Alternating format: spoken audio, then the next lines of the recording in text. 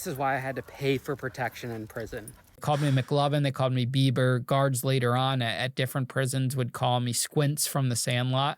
And one day, these guys from DC, these two big black guys, saw me walking and they yanked me into the hallway.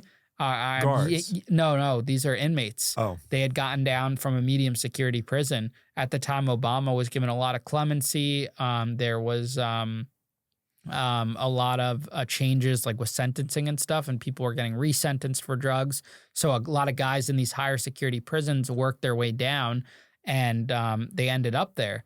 And so what ends up happening is that they yank me into the bathroom and they're like, listen, buddy, they hand me a number with like their commissary account number. They're like, you're going to start putting money on here and we're going to protect you. We're going to guard your phone.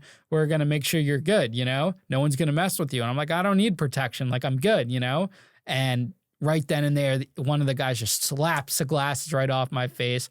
Everyone still says my cheeks are still red from that slap. The other guy's like has me like pinned up against the bathroom wall. My glasses go flying across the bathroom. And they're like, you don't have an option here, buddy. Like, you're going to pay us this money or you're out of here. You're going to get hurt. And one guy had like a big, a lot of these guys here that came from higher security prisons were walking around with like literally steel blades in them that they would make like shanks. It was crazy. And I was scared, man. Where were they hiding the shank? They would keep it down like their crotch. It's the same way they would like hide cell phones and stuff.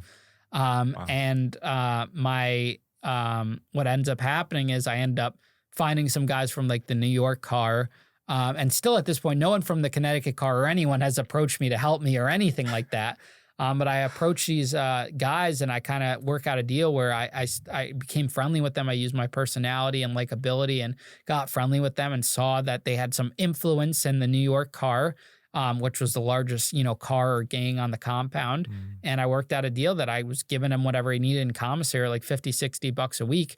And basically what it looked like was that I was like his bitch, kind of, getting him the stuff or his staying, they would call it. And in return, no one could touch me because no one's going to infringe on another man's hustle.